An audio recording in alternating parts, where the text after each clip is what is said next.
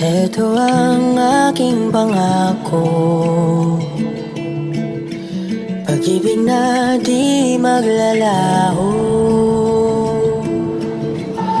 To be patient, to be kind and to be true, to love and to be loved by you.